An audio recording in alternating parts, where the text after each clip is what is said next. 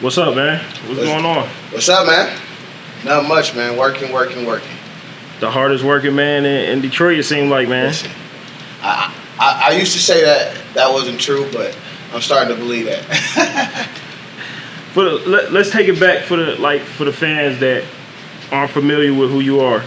Just give them a rundown, like where you come from. How'd you get into the music and all of that. So I'm gonna try to keep it as cliff notes as possible. So I'm from Detroit, Michigan. From like 1 to 14 or 0 to 14, I lived in Brightmoor on Finkel. That situation on Braille, 154736 Braille. I remember the address. But yeah, so and then I went to McKenzie High School, so I was more in the Joy Road area. From there, through high school, and then went to college, Bowling Green State University, to be a science teacher. It's crazy, right? To be a science teacher. To be a science teacher, yeah. So I have a degree in secondary education, earth science, life science. Like crazy situation, man. Was that your first goal in life, to be an educator? It was to be a science teacher because I had a dope science teacher from McKenzie, so I wanted to go back to McKenzie, coach football, whole situation. And then when I graduated, literally the day I graduated, they didn't just close McKenzie, but they demolished it. They tore it down. So like my dream of going back to my high school and being that football teacher and all the rest of that. It was like literally tore down. I wasn't going nowhere else. Only place I was going to was McKenzie, and they literally closed it the day I graduated. But I had a minor in business, so that kind of helped me out to like start going the business route from there too. So yeah. Okay. Yeah. So music was essentially your plan B?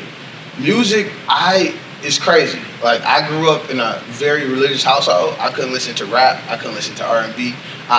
Literally my first concert was my senior year of college, and I went to see, I think it was Drake. It was my first ever concert. I couldn't go to the movies. I couldn't go swimming. I couldn't do any of that with my religion. So like the fact that I'm even in music is purely a fluke. And let's just fast forward to how music happened, right? My little brother, Cuter Boy, and another artist, Quincy Banks, started rapping in Detroit, and they started to grab a lot of attention and start to get some headway. They asked me to be their manager. I have no idea. I'm a science teacher, just graduating in college, couldn't even listen to rap music growing up. And they asked me to be their manager, and they asked me to get them on stage. That was the first task, like get me on stage. I'm like, okay, perfect. I'm about to just Google how to open up for Drake. Bam, we're gonna get there. So when I started researching it, I found out that there was really no true way to figure out how to open up for artists. Like even today, there's no platform that allows you to log in and find a performance opportunity on a major stage. So I seen that disconnect. I didn't really act on it. I started throwing my own shows, and when I started throwing my own shows, concerts, festivals, showcases, I realized a lot of artists was trying to figure out how do I get on these major stages. So then I seen like the disconnect, and I built Crowd Freak, which was just kind of knew where you fit in. Yeah. You feel like that stemmed from your business degree? I think so too. I mean, I also got my master's. I got my master's in my MBA in executive management in business too. So long story, was trying to be a science teacher, didn't be a science teacher, started working for Target. Target paid for my MBA, so I got my master's in business, and then backtracking a little bit more. The Social Network, the actual movie, Facebook, that was created, right. That's what got me into trying to figure out how to solve a problem and start a major company. Like literally, 100% that movie. Like after I seen how he made billions and his whole journey, I'm like, okay, that looks a little bit similar to what I'm trying to do. I just tried to figure out how to solve a problem, and Crowd Freak was that problem solver. So. Okay. Yeah. So was Crowd Freak the first idea you came up with after you started managing them, or? No. It was actually Mojo Express. Mojo Express is supposed to be literally like a social network. It's supposed to be a social network based off fashion. So you will have friends and things like that, but you'll post your outfit, you'll post the cost of your outfit. Before Facebook started doing it to where you can click somewhere and see how they found the shirt, where you can click it and go purchase it, I had the idea for Mojo Express. It's going to be a social network 100% based off fashion, and you're the fashion trends, you posting outfits, you got friends, you can click on that shirt and find out where they got that shirt, you can click on those shoes, go there. I tried to build the website myself, it was a complete failure, and CrowdFreak came along at some point, so yeah. So how did you go from like a fashion social media site to CrowdFreak? Yeah, it was really just trying to find Quincy Banks and Q the Boy some positions on stage. Like literally, that's really what it was. How do I get them on stage? And I couldn't figure it out, so I built a platform, started throwing my own concerts to get them on stage, and then I realized everybody's trying to get on. Everybody's trying to perform. There's no easy way unless you know a promoter or something. So I created this platform to kind of make it a little bit more easy for artists to find positions on stage. So. Okay. Now, as CrowdFreak, does it solely deal with shows for opening up artists, or kind of give us a rundown of what CrowdFreak is? So it's a lot of pivots, man. We started, and I'm about to give, this is not going to be the Cliff Note version, so people would know. Started as a marketplace, right, where I posted shows and anybody could post shows on CrowdFreak. Like the beginning people knew this. You log into CrowdFreak and you see all these shows and you like, boom, I'm purchasing my way onto this concert. The problem was, if we didn't own the experience, if it wasn't our show, we had some people that posted on our platform that was fake shows, right? But if you purchased that show, because how it worked is a promoter could create an account, post their shows, somebody purchase it, they get their money in the back end, we get a percentage of the slot that was sold. That's how it worked.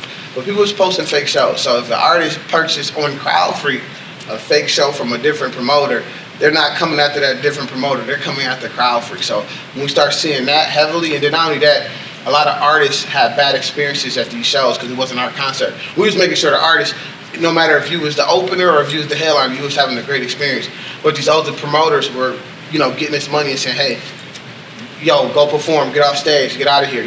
Was treating the artist bad, but they still looked at CrowdFreak with that. So we had to pivot a little bit more to just really owning the experience. But number two, we really became everything music, whether it be radio, whether it be, playlisting to get artist music out there. And the $1 billion plan right now is DistroFreak. That's the newest platform where artists, it's just like DistroKid, TuneCore, the other platforms.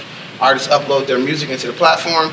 It goes into Spotify, Google Play, Amazon, Apple Music. It goes to all those stores. They see their streams in the back end. They collect their money.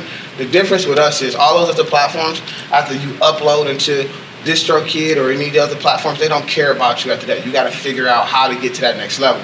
We created DistroFreak. After you upload, our entire team is watching your process and your progression. We're putting you on shows, we're getting you interviews, we're putting you on playlists. We're making sure that your music is getting to that next level because we are part of your entire growth process since you upload on our platform. So we take a responsibility to making sure artists get to that next level with DistroFreak. So I think we're gonna own the market share after we really get this promotional plan out, and I think we're gonna probably be the top distribution platform within the next 5 years for sure. So. How long was CrowdFreak in business so far? We kind of started in 2017. I don't really say that because we didn't even have a name of the platform. I was just operating, we were building the website without a name at all. 2018 is when we really started doing events as CrowdFreak, but still no platform. It was just like concerts. We did like concerts a month for 6 months straight. I had no idea what I was doing. I lost a lot of money, but I learned a lot, so I don't really look at it as a loss. But 2019 is where we really became CrowdFreak. That's when. What was really the big break that put you in that position to where you could do all these other things? So for me, and I'm giving a shout out to Backstage Capital. So it was a company that took us through this business accelerator. G-Beta also is another one. Took us through these accelerators to show us how to grow a business. Backstage Capital invested $100,000 into us, and as a black founder, and taught us the ways of how to become a corporation. They also helped me become an INC. I'm not an LLC. I'm an INC, a corporation, and they just taught me all these things so I can really understand how to grow a business. I was on 7 Mile. Like now I'm downtown Detroit, 2,800 square foot office. Like amazing. It's because I was taught through this acceleration program, whether it be G-Beta, Backstage Capital or Generator with Motown. We did some things with Motown and Capital Music. But those things all happened in 2019 that helped me become and think like a real, I don't want to say a real CEO, but really think like a real CEO. Like, how do I make the proper business decisions to expand my company and make pivots and do big things. So the big break was 2019, Backstage Capital, G Beta, Generator. So okay. And what was the so you're doing the Crowd Freak, everything's going good, you're throwing the shows. What was the kicker that made you say, okay, well, now we need to do a distribution company? You spoke on Distro Freak. Yeah. What was the kicker that gave you that idea? Like, okay, we need to distribute artists' music. Solving a problem, like literally. I think on social network, not to keep shouting out Mark Zuckerberg, but of course he's a genius. But when the movie started, it's like, find a problem and solve it. Like literally. And I see that. Like, because I managed artists like Rocky Bad, Quincy Banks, Maury Corey, Be Free, Cuda Boy, a lot of different names. Tito, who was just in here, Jungle, just working with all these dope artists throughout Detroit and beyond. I realized like it's a disconnect with distribution. Like, yeah, you distribute your music, and I work with thousands of artists a day through Crowd Freak, right? But it's a distribution problem. Like, yes, you can everybody can upload their music, but they don't know what's next. Like, where do I go? What's the formula to get into the next level? And I've seen that all behind the scenes. Why not spread the wealth of helping them after they distribute their music, after it's in stores? How do you get people to listen to it? How do you get people to hear it? And that was the undefining factor of why I created Distro Freak. I think this is the last problem I'm going to solve. I think Distro Freak for me is literally where I'm putting all my eggs in this basket, because I think it's about to change the entire world of music and upcoming artists. So this is my last Mark Zuckerberg moment. I'm fully focused on Distro Freak and how it can grow Crowd Freak as a company too. But yeah, that's why I got here. I want to solve the problem of distribution. And last, before we go to the next piece, that's where everything starts, right? Like literally, once your music is in stores, that's when you start as an artist. So I want to be at that starting point, and not like, the stage is after the music has been distributed, the music is out there, maybe you got some fans, maybe you don't, you want to perform. That's an after effect. I want to touch artists right there at the beginning process, and I think distribution is where it starts. So once it's distributed, let's make you a millionaire, let's make you a famous artist, let's make you just happy doing music, So that's why distribution is for me. So what's the difference between Distro Freak and a platform such as DistroKid and TuneCore and other distribution services? We care about after. We care about how you succeed after you upload. Like, and again, they don't care. Like, it's, you upload, I got your 1999, figure it out. We care about how we can make you what you want to be after the fact, or how do we get you fans after you upload. We take that process and take it step by step. And I tell artists that, some popular artists that upload to our platform, the idea is for you to get a deal and leave us. Like, I know Hinge got that dating app thing, the app that's meant to be deleted because you want them to start on Hinge, but you want them to get married or find a relationship, so you want it to be deleted. I want you to leave Distro Freak. I want you to be able to get signed by a label or start your own like distribution thing where you don't have to worry about uploads and all that. Like, the idea is for you to get to that next level. So we just want to help you get to that point. So. Okay. So what's the biggest piece of advice that you could give to an artist that's just starting out and they want to make it as a as a musician and everything? What's the best piece of advice you can give them? I'm about to sound like T.I. right now with this big word, but tenacious, like tenacity. Like, just be tenacious. Like, keep going, keep striving, keep being determined. Like, yes, you're gonna do a video drop, it's gonna get a couple of views. You're gonna lose some friends in this music industry. You're gonna lose some money in this music industry. Just keep being aggressive. Like, keep dropping music. keep trying to focus on how you build your fan base.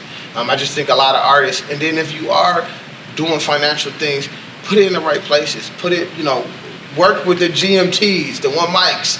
Work with the music video people. Work with the platforms like the VLive Keeses and things like that to get your music out there. Or Say Cheese, all these other academics. Like, make those investments to market your music and get a brand established.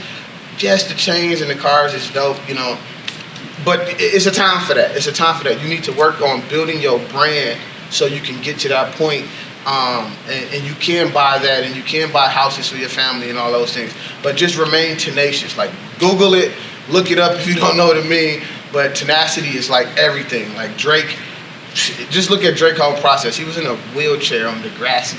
You feel me? Like, and look at him now. Like, he, remained tenacious, failed a few different times trying to go through this music industry, and now he on top. Like that's just one example. But just remain tenacious.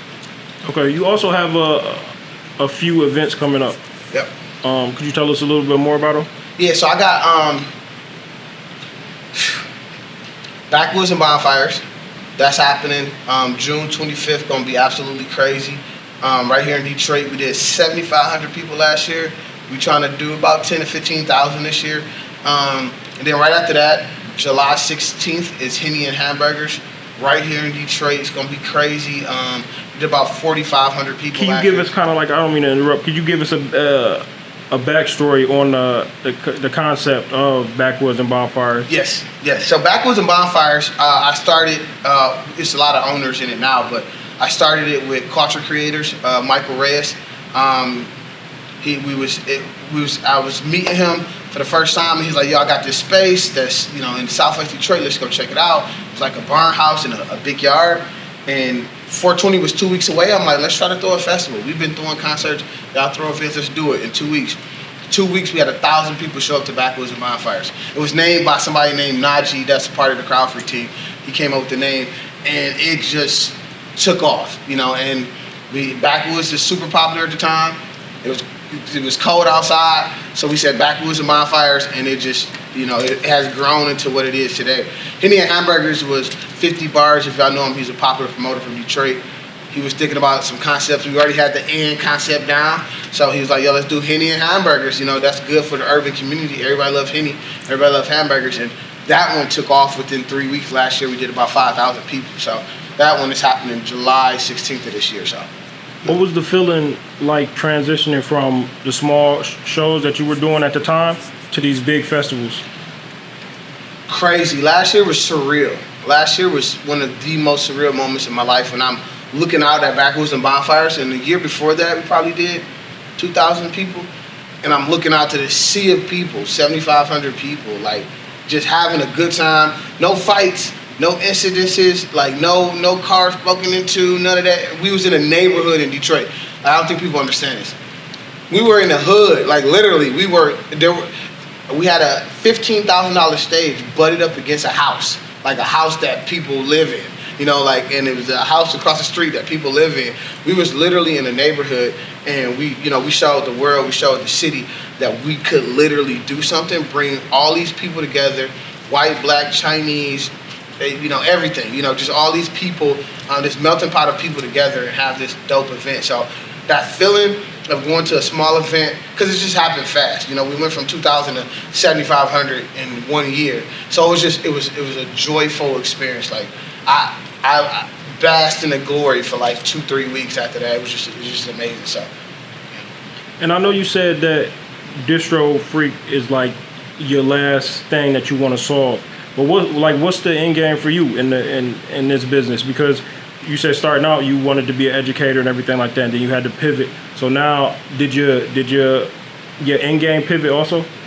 It's crazy, and you're getting exclusive. Only my friends know this. Like this is a GMT exclusive. Get Money Team exclusive. Okay, so my goal in life, which is kind of crazy. It's not crazy, but I want to build a massive black church. That's where I want to end. I want to end with Crowd Freak is doing well, possibly sell it, and just build this music community that changes the world. Either sell it or pass it down to my kids. But I want to build like the biggest Detroit church that has skating rinks and just bring, because like I said, starting from the beginning of the interview, I couldn't listen to rap music, I couldn't do none of this, but I grew up in the church and I loved it. So I want to build this mega church that is just like, got all the celebrities coming to it. It's just like this joyful place. And I don't want to be a preacher, but I want to be. That's what I was going to ask. No. Is it going to be on like some Kanye Sunday thing? It's Kanye gonna be a part of my church. That's the goal. Kanye is bringing Sunday service to the church during that time. That I am successful. Like I want to have that mega church where Kirk Franklin is in town. He's here. Like I want to have that church where not only that is spreading the good word of God as well, but just bringing that hip hop community and stopping the violence and just building this community of business and love within Detroit. And then just having that feeling. That's my end all be all. Like a little bit before that, I want to change the world for up and coming artists. Once I feel like Crowd Freak is that staple where artists come here and change, and their life is getting changed, and they're going to the next level, then I feel complete there. But end all, I want to own a church, and that's exclusive, man. Nobody know that, but the people that's close to me, so. Okay, man. Can we end it on like just a message to the artists that either want to reach out to you or that's on a journey to becoming a great musician? Yeah. So listen, people gonna see this interview. I got a picture over there. I'm gonna show you this picture. It's hilarious. I want to grab this picture. Can I grab this picture real quick? All right. So this picture is hilarious, right? So this is me at Backwoods and Bonfires, right?